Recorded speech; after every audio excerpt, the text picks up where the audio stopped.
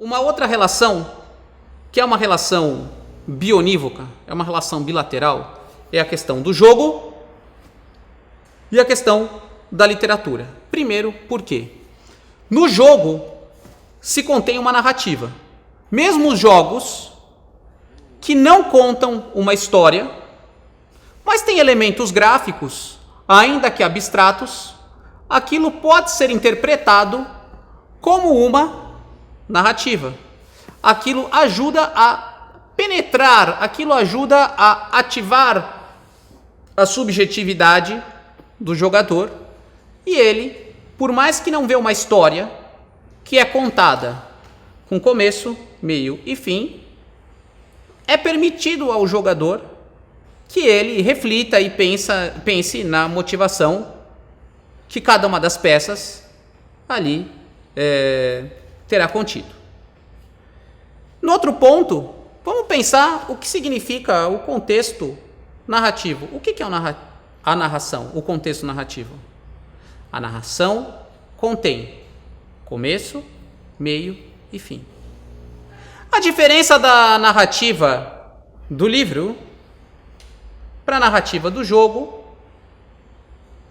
é que ela se enquadra naquilo que a gente pode chamar de literatura ergódica. A literatura ergódica é aquilo que necessita de uma perícia para ser acessada. Vocês lembram que eu disse? A próxima parte foi criado um mundo virtual para que esses conceitos sejam menos abstratos e mais compreensíveis. Então a gente vai colocar na prática e também jogar um pouquinho, certo?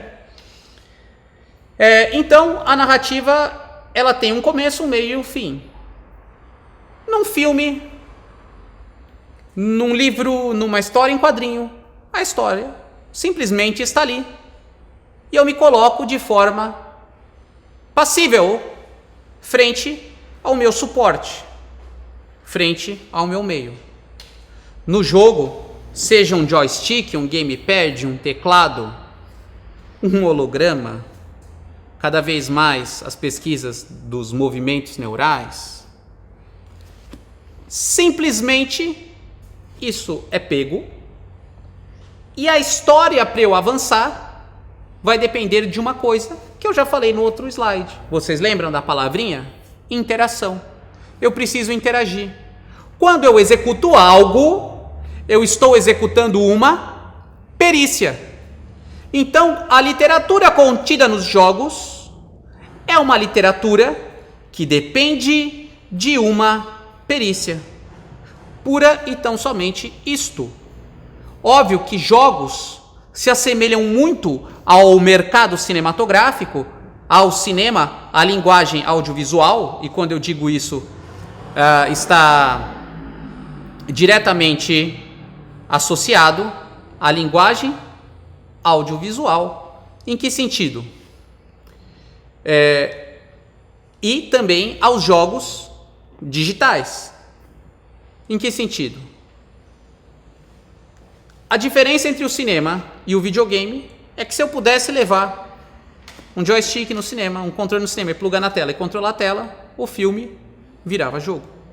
Quem me falou isso foi a professora Marília Franco, na USP, quando eu perguntei para ela se fazia sentido eu estudar videogame num departamento de cinema.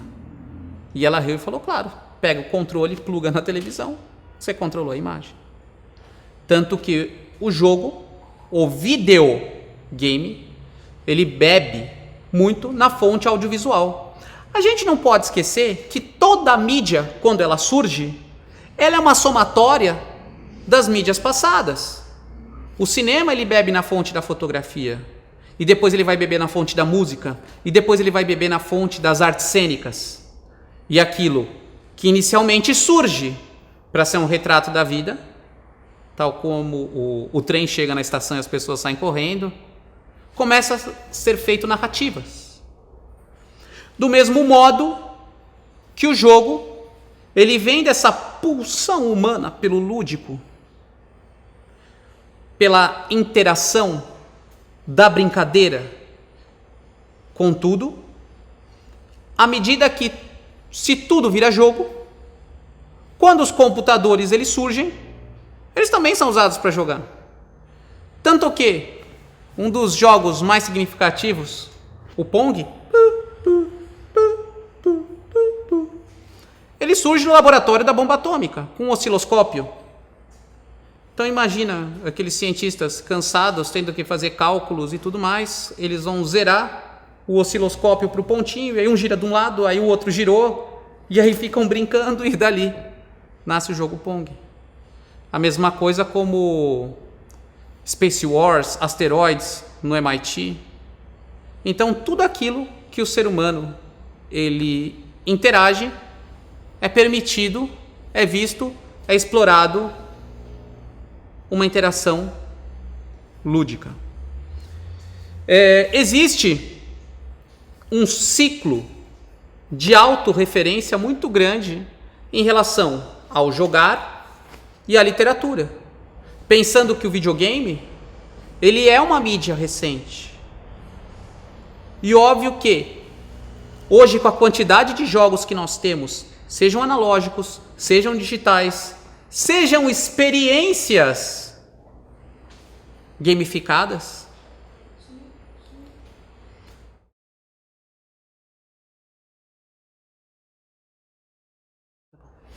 sejam as experiências gamificadas, existe esse caminho de mão dupla entre o jogar e a literatura.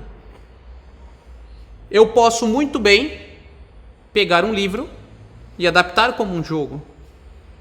Cada vez mais existe esse movimento inverso. Antigamente, você via o filme no cinema, na televisão, e depois torcia para aquele filme virasse um jogo.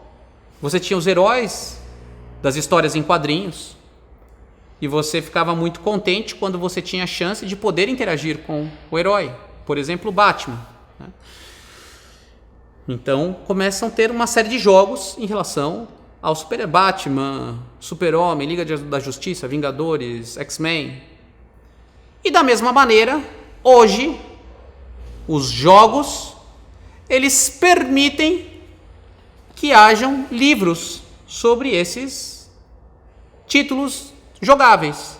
Então, a gente tem livros do God of War, a gente tem livros do Assassin's Creed, do Minecraft, basta procurar do Roblox.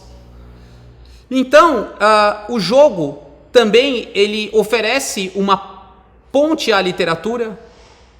Quando você vai criar um jogo, você precisa ter referências, você precisa ter uma pesquisa. Dentro desse ambiente hoje extremamente competitivo, da economia criativa, que está associada aos jogos. Quanto melhor a produção, e quando eu digo produção, leia-se tanto a parte técnica de programação, de arte e estética e da narrativa, por mais simples que seja, todos esses três elementos juntos vão fazer total diferença na recepção frente ao público. O jogo, para o jogador, é algo extremamente sedutor, é algo extremamente atrativo.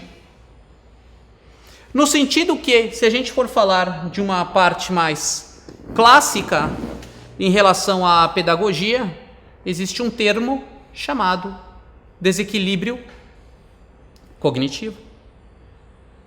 Dessa maneira, o que acontece?